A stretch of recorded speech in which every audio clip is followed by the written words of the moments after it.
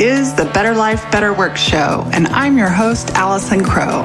I'm an intuitive life and business coach here to help you create better life and better work. I help super successful people, the recovering overachievers, put the soul back in their lives, and I help soulful people create success. On this show, topics range from the mystic to the logistic, and our content will support your being and your doing while on your path to create better life and better work. More is not better. Better is better. Hello, y'all. Allison Crow here. And today I am recording live for the podcast, and I'd like to have a different kind of conversation. This is episode number 109. I said that last week. Elise edited it out for me.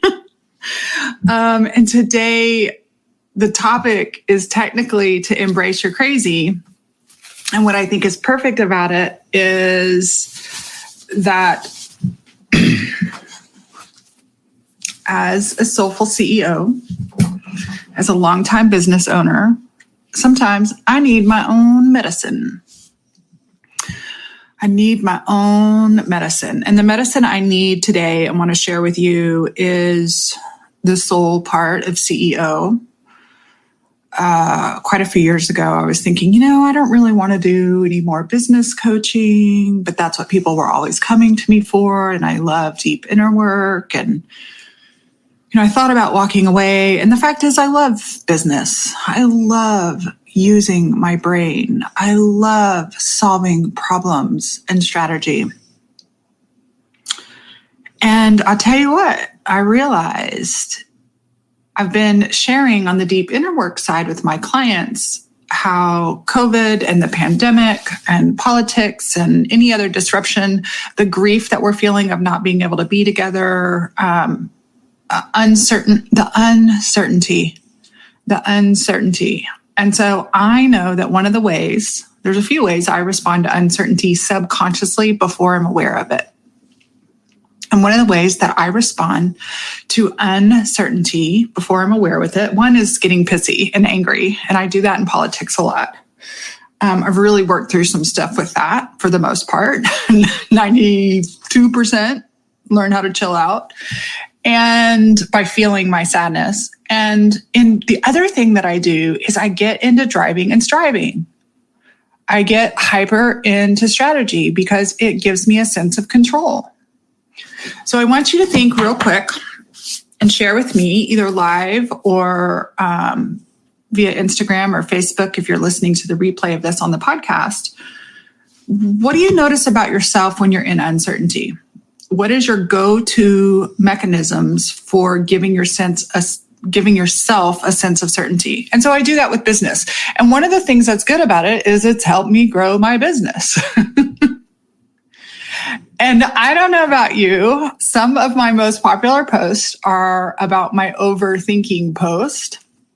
And I realize I've gotten into overthinking. And one of the reasons I get into overthinking is because I, just like you, get seduced by the slick and shiny. I get seduced by the slick and shiny of online whatever. I get seduced by my own models and ways and pathways. And then every so often, something reminds me, usually a coach or a mental breakdown, not a super serious mental breakdown, but you guys know, like the breakdown that leads to the breakthrough, reminds me of what I want to put first. I love the strength of my brain. I think I'm smart. I value research. I value intellect. And once again, politics is teaching me, and COVID is teaching me that I a lot of times rely on it to feel superior. And when I start noticing that there's like a tilt that I hit in overthinking, in using this brain under this little bandana here today, there's a way that is expansive and helpful, and then there's a way that creates constriction. And I love recognizing the constriction now. Like, I want to clap, clap, clap for me for recognizing it most of the time, not all the time, but most of the time. And when I recognize it, the same thing I tell my clients, your head is a tool, your heart is the rule. And so right now, it's really easy to ignore what my heart wants. And my head likes to say, I've got this. I'm in charge. Motherfuckers, let's get this done and everything will be okay. Not that I'm like consumed with worry or fear, but of course, there's some underlying uncertainty. And so what I love is what my heart wants. And today, as I sat down with, I looked at my beautifully created, co-created podcast plan, and the title that my team organically helps me create is Embrace the Crazy. And so what I loved about that is my heart is crazy, and maybe your heart is too. My heart remembers what works. My heart knows that it can be fun even when it's hard. My heart knows how to use my head as the tool and not the ruler. And every once in a while, my head gets in and the strategies and the plans. And when I lead with strategy instead of am supported by strategy, I start screwing myself over. And so a couple of weeks ago on my one-on-one call with Tara Newman, who is my mastermind coach right now, she reminded me about what works for me. She's watched me. She reminds me what works for me. And I'm going to be talking with her today. I had some plans of here's to the crazy hearts. Hey, Justin. Hey, Anna. Do you ever do this? Do you ever think, if I just have this in place, then this will happen? If I just have this, then this will happen. And I have loved and been sharing on the podcast a lot of the systems and structures that I set up. And I have got to remember that those systems and structures do not make me, they support me. And when I start to let them position as being the business, it takes me out of it. And sometimes we need that. Sometimes we need our systems and the things that we as CEOs set up so that our heart can rest. And then sometimes our heart is like locked in the bedroom resting, going, I'm ready to get back in the game. I'm ready to get back in the game. And I don't know about you. Last week, I had 3 people come in the back door. The doors aren't officially open, but I had 3 people come in the back door because I happen to know the person who's in charge of the doors of Soulful Success come in, and all 3 of them are very high level growth achievement business owners who just want connection. And I realized that a lot of times I'm trying to prove to you how I can change your life. I'm trying to prove to you this intellectual or this strategic concept because I'm good at it. And a lot of times I'm right. But I also want to remind you that inside of all your structure and all your systems and all your plans and all your visions and all your dreams is your heart, your wild, tender, desiring companionship, camaraderie, collaboration, connection, heart. I was tempted last week. I may have talked about this on the podcast. I was tempted. I got a really, really talented, good, and tempting cold email. Most cold email pitches I get, I don't even respond.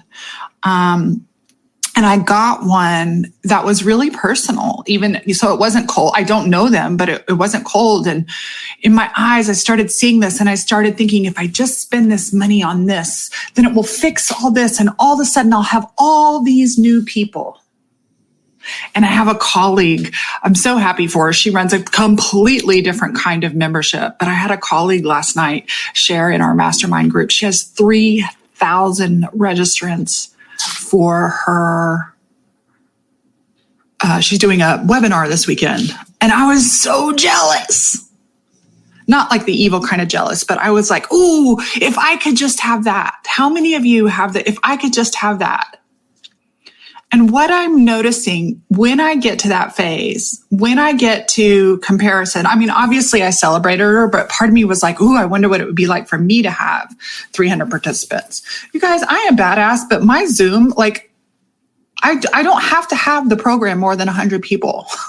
And here's what's funny. It's a very lucrative business, but somehow my eyes always get really big. My eyes start to get greedy. My eyes start to really desire more. And the subtitle to this podcast, and I remember Dave Gorham is the one who said it to me. He's my first coach after I left Keller Williams. More is not better, better is better. And I love better systems and better structures. And I tend to get in a hurry to implement them all. And recently, Tara put out her own podcast on massive growth I can't remember the title. Let me look at the title of it real quick, just so I get this right, because I'm going back and listening to it a second time. How to have massive business growth at a modest pace. And you guys, a modest pace has worked for me. But sometimes, just like you, I see all the shiny stuff out there and I don't even realize it's getting to me in a way that doesn't serve. And so what do I mean by getting back to crazy? Let me take a sip of water. I'm going to tell you a funny story. Okay, this came up on a coaching call last week. So my coaching call with my coach, she reminded me, Allison, do what works. And what works is relationships and connections. And so instead of building a new opt-in, instead of doing all this stuff, I'm going to just start connecting with the people who opt in. Like, hello, I'm a human being. Why does everything have to be automated? Why does everything have to be automated? I don't need some slick opt-in to convince you to work with me. What if I just built relationships? And so I was talking with my coaching clients on our business call on Monday. And all of a sudden I remembered my first year of real estate. So my very first year of selling real estate was 2003. I got my license in September of 2003. 2 weeks later, my ex-husband left, came home on a Wednesday, and he said, I don't want to be married anymore. And he left. And I, at the time, had a full-time job as a technology coordinator for a K through 8 Catholic school campus here in Austin. And I had asked my boss, who I'm still friends with to this day, he's not a principal anymore, but I had asked him, I was like, my husband left. I can't afford to keep my house on my teacher's salary. I got my real estate license and I'm going to leave. And he said, please stay, please stay, please stay. And he was so gracious with me, and we worked out a deal. Since I was technology coordinator, I didn't have students all day, every day. And so I said, I want to be able to go to this class Monday morning and this class Tuesday. And I want to be able to, openly sell real estate. And it worked out really well because it gave me I had the pay of the full-time job in the first 6 months. And so, well, not even 6 months, but from that September to December. So I agreed to stay for the fall semester. And by spring, I had done really well in real estate. And when they don't do it this way anymore, but I first started out my real estate career with Keller Williams, again, in 2003. When I was a brand new agent, there were 99 new agents in my summer new agent class. I worked at a really big office, and things are very different now, but we had this thing called Launch. And Launch was this 2-week immersive where they would have classes in the morning and the afternoon for 2 weeks straight. And they would teach you all the different ways to sell real estate. I think there was one contract class and, one mindset class, and all the rest were the different ways that you can sell real estate. So you can sell real estate by calling expireds. You can sell real estate by having a database and making 100 calls a day. Hi, my name's Allison Crow. Who do you know that's in the market to buy or sell real estate? You can do open houses. You can sit at an open house. I mean, I guess COVID style can't, but they taught all these ways of doing it. And I don't even remember what I remember doing. You're going to laugh. So mind you, I'm been left by my husband. I feel really rejected. I also lost a lot of weight, the divorce diet. And I had this job. I started selling real estate and I dug right in, just like I talked about at the beginning of this episode. Like I dug my head into using my brain.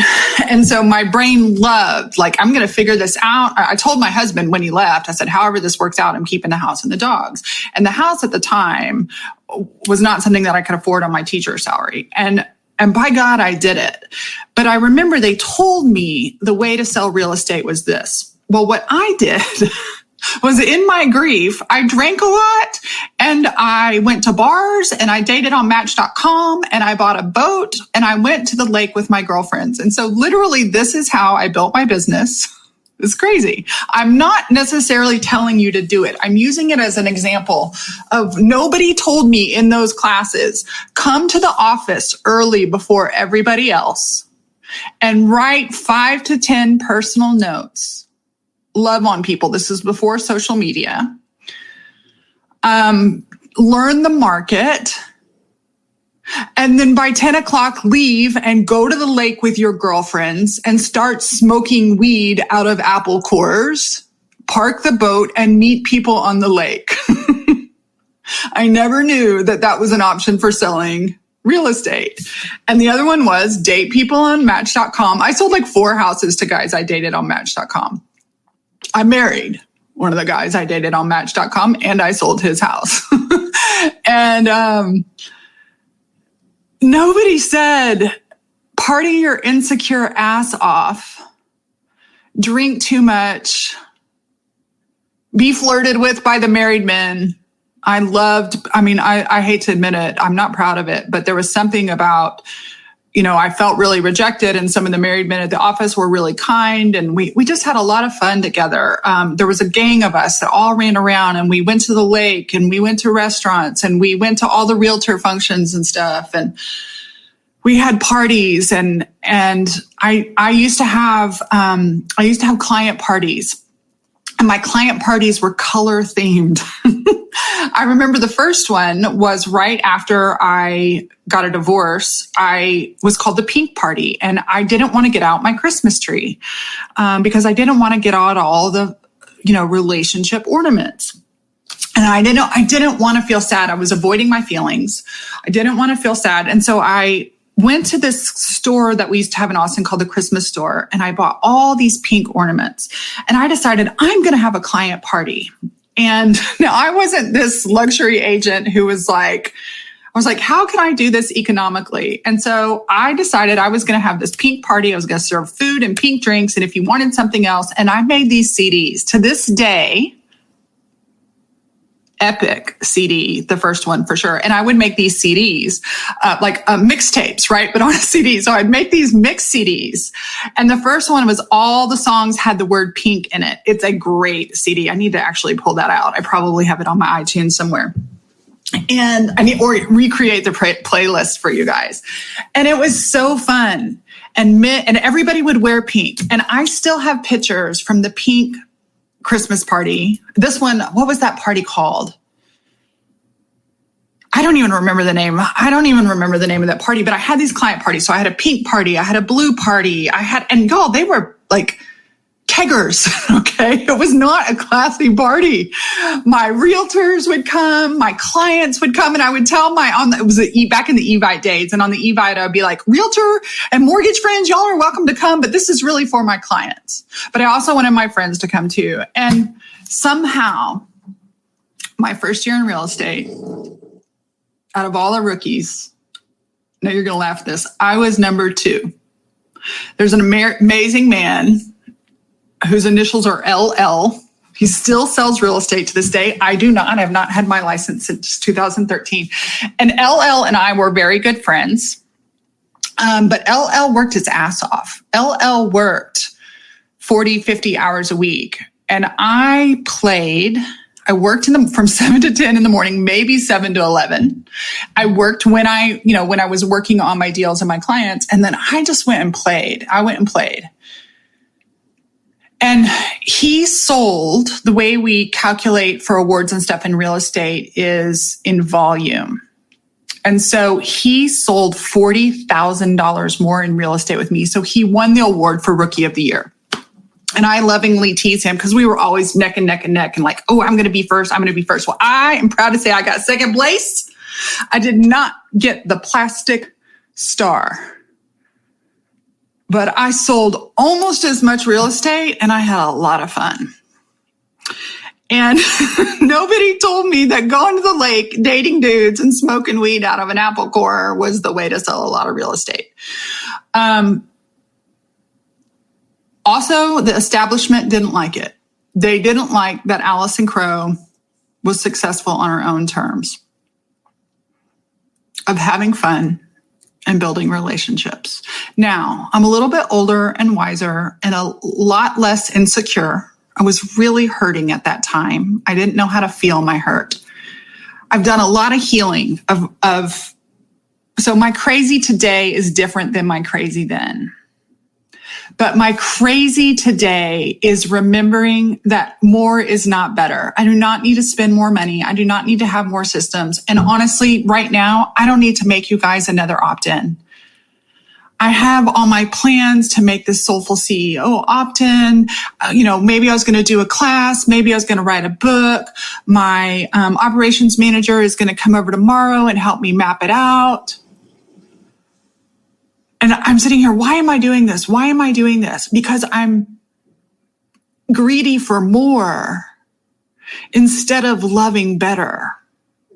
And what I know is that better creates more naturally. And it's funny because I watched one of my clients do this last week. I watched a client of mine. She just hit her 2-year mark. Actually, today is her 2 year. She got her Sully Gold jacket today. And I watched a client of mine asking in public in our group about this copy for her Facebook header. And for like 3 days, the copy was changing and the changing was conversation. And granted, I'm not a copy expert, but I could feel and tell and kind of read her mind because sometimes I can read people's minds. I could tell she had the thought that I get, if I just get this right, people will see me and want to work with me. And so I told her, I was like, your copy's great. Go love on your people. Yeah, but isn't this word better? And this word is more powerful. And this word is more clear. And here's the thing. Every single person you ask for an opinion of, somebody's going to have a different opinion. And while I'm trying to make, literally using the word trying to make you a better opt-in, because I think it's going to bring me more subscribers. How unsexy is that? Now, as a strategist, I do tell my clients to do that stuff. But the fact is, my opt-in right now, I have updated it. So how to feel good, how to feel bad. And there's a whole fucking week of shit. Y'all don't even need that much. What if I just took it off and said my opt-in is, hey, send me an email. Let's connect. Tell me about you.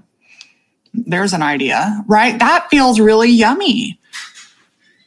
I have so much free content. I don't need to create something new. Could I? In an ideal world, yes. But you know what it does? It takes me out of relationship with myself and it takes me out of relationship with my people. For now. So what's interesting is I actually left a message, a Voxer for my coach, and I was like, I'm thinking through this. I didn't tell her I was going to come live and record my podcast, but I'm thinking through this. And I was like, is this resistance, to me sitting down and doing the work? And then all of a sudden, as I'm talking, is this resistance? I'm hearing my inner wise self say, oh, please, Allison, you're overthinking it. I mean, she's sweet, but she's also sarcastic. Just get back to you. Do what you know works. You don't need another thing to be successful. I am successful. It's all working perfectly. More is not better. Better is better. And if it doesn't feel fun to create something for you, that is not the energy that I want to put out there. And so who knows, maybe in September when the weather changes and the cool comes back and it's not 110 degrees and I'm not having to wear my hair in a bandana or a pony and I'm not boob sweating all over the place, it might be more fun. And so if it gets fun, I'll do it. And if it's not fun, I won't do it. Now, don't misinterpret me, because there are things that I know will be fun that will require some difficult or boring work. But it's so fun, I don't feel the difficulty. I don't feel like dread. And so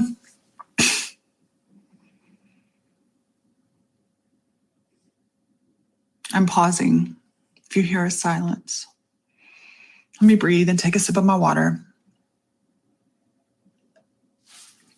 Justin Williams. I'm going to read what Justin Williams wrote on the live comments, because it doesn't, I appreciate it for me and I'm going to receive it, but I want to give it to the audience too.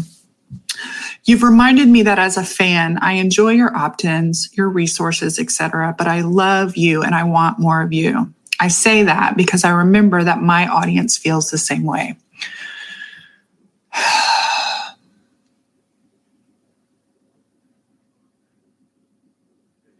Being in relationship and conversation with me, and me being in relationship and conversation with you is what matters. I obviously, just like you as a business owner, can't be in relationship and conversation with thousands and thousands of people. I am not that kind of influencer. And I don't want to just influence you with my lifestyle. I don't want to, I want to be able to hear what's going on in your world and give you deep life coaching support, soulful support. And then when we're ready, I want to be able to give you a strategic move that gives you results. Justin, this is really good. I'm going to read what he said. It's easy for me to hide behind options, systems, etc. There, you just nailed it for me, Justin. See, this is what happens. Here's what happens. Even though I'm on a live stream, and right now the way I use StreamYard for live stream, and so it live streams to my Facebook profile, it live streams to my Facebook page, it live streams to YouTube, and it live streams to a couple of my groups. So the comments that I can see, I cannot see comments right now if you're on my personal profile, but if you're on my page like Justin is, I'm pretty sure that's where it is, then I can see your comments. So I can see Justin and Anna's comments right now live.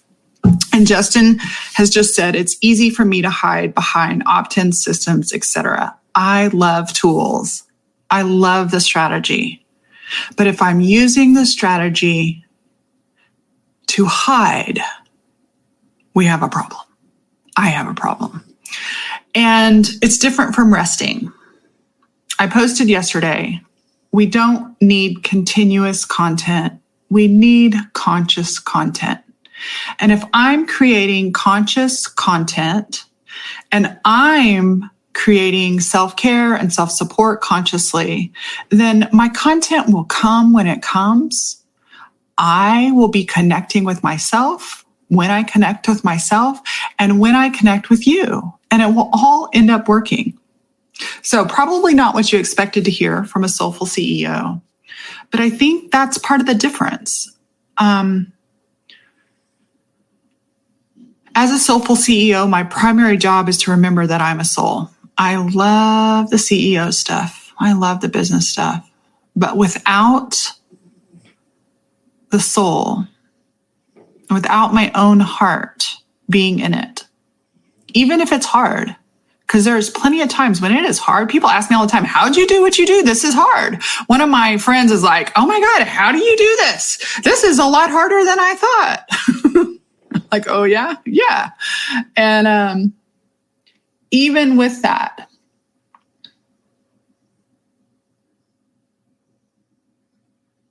honoring my feel bad, processing my feel bad, resting, and then following my feel good and following my excitement. And what really excites me, and we go back to core values. So I'll leave y'all with this one little exercise as a tool.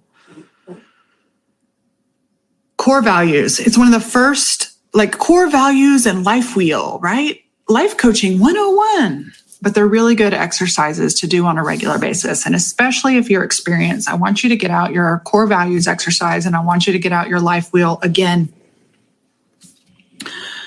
Core values and core values maybe that's something I can make as an opt-in because I already have it. It's something I give my one-on-one clients. I have a worksheet and a little workbook. And my philosophy on the core values isn't just to know your core values. But if I have 5 core values that generally stay the same, and then I may have 2 that rotate, right? So like creativity is always one of my core values. Connection is always one of my core values. Growth is one of my core values. I have a couple other ones, but those 3 are always there. They've been there since I was 12 and they're still there now. So for example, simplicity is a newer core value. I didn't necessarily have it 5 years ago, but so I have 5 or so that have been around forever. And then I have a couple of floaters, depending on my lifestyle, depending on circumstance. I'm allowed to bring in some others, but most of them are literally embedded into our psychology. And what I know is, let's assume we have 5 core values and you're aware of what those are.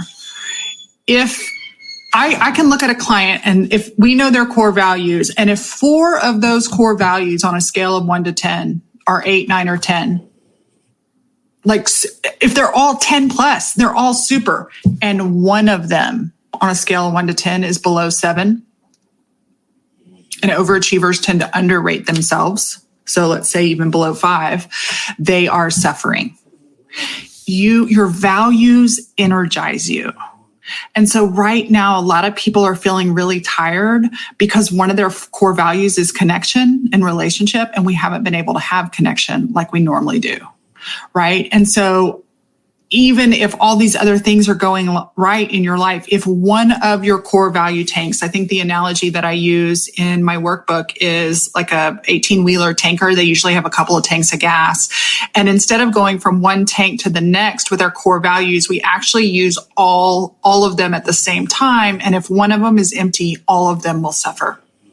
And so take a moment and check in about your core values. And I know, and what I'm realizing as I talk through this with you today is, like Justin said, it was easy for me to hide behind my options, my system, and my plan because I'm grieving connection with you guys. I'm grieving face to face. We were supposed to have camp.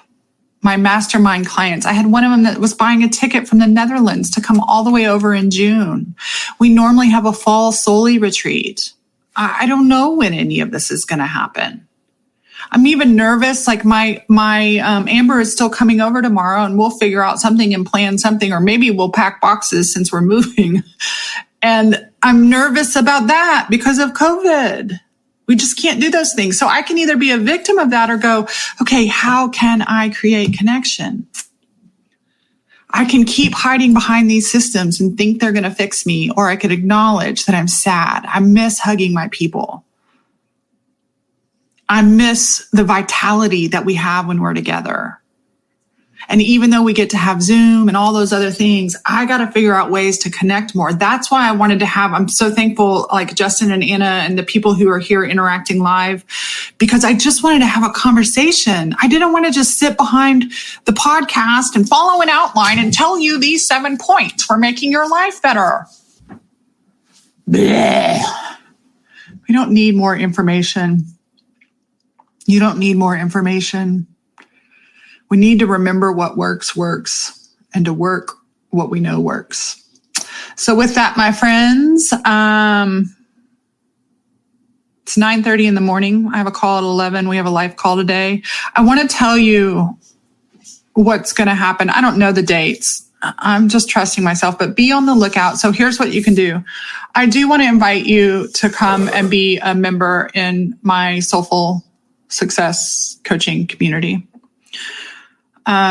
It's so much more than information. It really is a community, and you get deep coaching, life and strategy from me. Plus, it's really a network too. It's like a networking group. I see clients cross-pollinating all the time. Most all of our members are growth and achievement members. This is just because it's a lower fee does not mean it's just for newbies. There's a couple of new people in there, but it's mostly life and achievement. Growth and achievement. The wait list is up right now at coachwithallison.com. And here's what's going to happen. I don't know when, but sometime between now and August 15th, I'm going to open up the doors, and it's going to be the last time it's open at 222. I'm raising the price. And the reason I'm raising the price is because I want more growth and achievement members in there. I want more people. One of my new clients came in and she said, I'm treating this program like it's a $10,000 program. She's an achievement. She does retreats all over the world. She wants connection. She wants collaboration. She wants other high-level human beings. And that's exactly what I created this for. I did not create it. I mean, I have a whole library of stuff that can help new people. But as I used to tell my real estate clients, once I'd been doing that forever, I was like, I don't ever want to talk about a fucking listing again. Let's get in here and get to the real stuff because you know how to sell houses. And most of my clients know exactly what they need to do, but we need to do the deeper inner work. They need to have the sounding board of myself and others to help them see what they already know and to get the confidence and discipline and joy to go out there and do it. Anna, I know that your country doesn't allow you to connect to Zoom, but we do live stream everything into our Facebook group. If that makes a difference for you, by the way, congratulations on your new podcast. So get on the wait list because I'm going to send a message to the wait list first to lock in at 222. This is the last time it's going to be priced at 222. I have the new price is either going to be 297 or 333. I don't know. I'll decide later. But I'm raising the price because it's worth more and you'll value it more if you pay more for it. So coachwithallison.com, get on that. And sometime between now, today is the 30th. This will be released on August something. And hello, team that's listening. Surprise, surprise. They're probably like, you're deviating from the plan. And I'm like, hell yeah, motherfuckers. Mama's getting her soul back. All right. Peace out, you guys. I appreciate you. Thank you. For those of you who are here live, thank you to you listeners, you invisible listeners who I have no idea who you are. Some of you share on Instagram or you let me know or you share the podcast. And I really appreciate that. If you want to, you can go to iTunes and give me a review. If you give me a shitty review, I'm going to read it online and I'm going to say your name because it's funny when I get shitty reviews. I have plenty of them. If you want to give me a great review, I like that too. You know, it's funny. I just said that because people say that. I really don't fucking care. I really don't care. I didn't get up and do like 8. I didn't follow the strategy of how to have a podcast. I decided to have a podcast the way I want to have it. And it's a little bit quirky. And so peace out and love to all my heart-centered, soulful CEOs. Go be quirky. Go be you. Do it your way. Be you. Do it your way. Mwah. As always, thanks for listening. Totally appreciate you thinking about somebody who might really love this episode and you sharing it with them. Also, I always appreciate your reviews. It's like podcast currency. It's like a tip in the jar saying thanks. And finally, if you want to share on social media, a screenshot or any insights you get from listening to this episode, I will totally respond. You can share with the hashtag Better Life, Better Work Show. This show is sponsored by my 3 rescued dogs, Leroy Brown, Clementine, and Rocky Potato. They're here to remind you to consider adoption when you get your next pet. More is not better, better is better.